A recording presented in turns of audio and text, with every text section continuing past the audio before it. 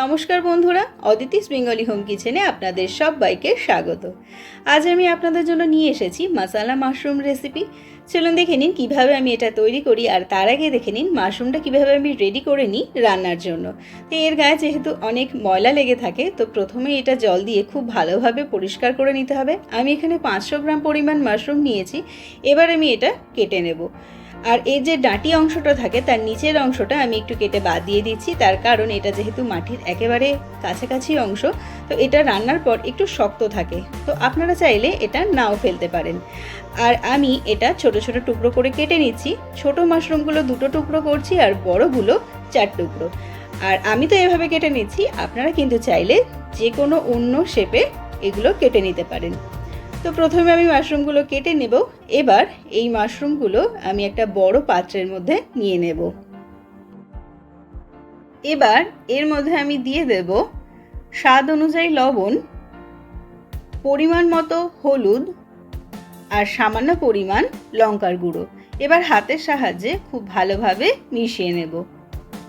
যেহেতু মাশরুমে প্রচুর পরিমাণ জল থাকে, তাই লবণটা কিন্তু রান্নার কিছুক্ষণ আগেই মেশাবেন, খুব বেশি আগে থেকে লবণ মাখিয়ে রাখবেন না। এবার আমি এখানে 2 মিডিয়াম সাইজের পেঁয়াজ নিয়েছি, একটু বড় বড় টুকরো করে কেটে নিলাম। আর নিচ্ছি 1 টুকরো আদা, 2 কাঁচা লঙ্কা, কয়েক কোয়া রসুন, আর এখানে মিডিয়াম সাইজের 2 টমেটো। এগুলোকেও আমি বড় বড় টুকরো করে কেটে নিচ্ছি।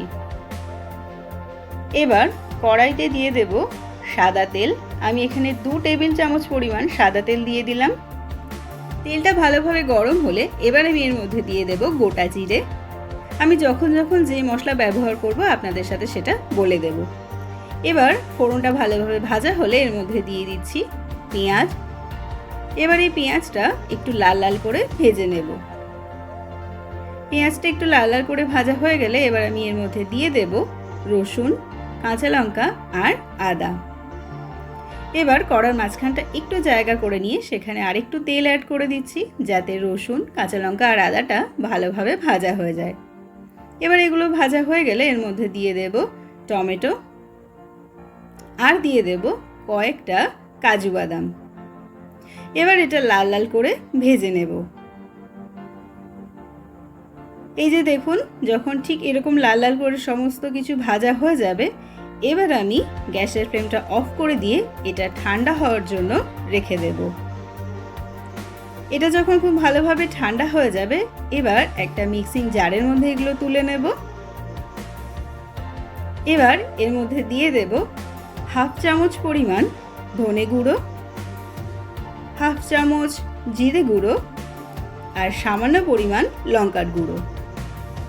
এবার জল ছাড়াই এটা আমি একটা স্মুথ পেস্ট তৈরি করে নেব। এবার ওই কড়াইতেই আরও একটু তেল অ্যাড করে এর মধ্যে দিয়ে দেব তৈরি করে নেওয়া মশলার পেস্ট। এবার এটা খুব ভালোভাবে আমি কষিয়ে নেব।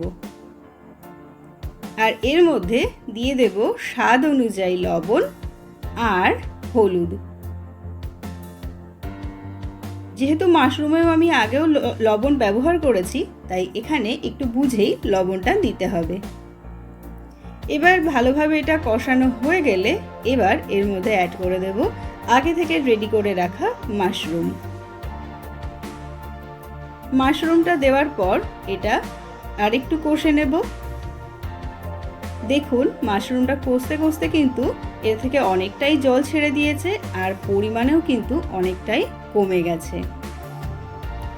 এবার এটা যখন খুব ভালোভাবে কষা হয়ে যাবে, আমি এর মধ্যে সামান্য একটু মিক্সির জারটা ধুয়ে জলটা অ্যাড করে দেব। এবার এটাকে আমি আঁচ কমিয়ে 7 থেকে 8 মিনিটের জন্য ঢাকা চাপা দিয়ে রেখে দেব। 7-8 মিনিট পর ঢাকা খুলে নেব। দেখুন, রান্নাটা কিন্তু আমার অলমোস্ট হয়েই গেছে। এবার আমি এর মধ্যে দিয়ে দেব কাসৌরি মেথি। আমি এভাবেই এটা দিচ্ছি। আপনারা যদি চান এটাকে কিন্তু গুঁড়ো করেও দিতে পারেন। এবার হালকা হাতে মিশিয়ে নিলেই তৈরি হয়ে গেল মশালা মাশরুম। আপনারা অবশ্যই এটা বাড়িতে ট্রাই করুন। কেমন লাগলো আমাকে জানাতে ভুলবেন না। ভালো লাগলে লাইক, শেয়ার এবং কমেন্ট করবেন। আমার চ্যানেলটিকে সাবস্ক্রাইব করে আমার পাশে থাকার অনুরোধ রইল।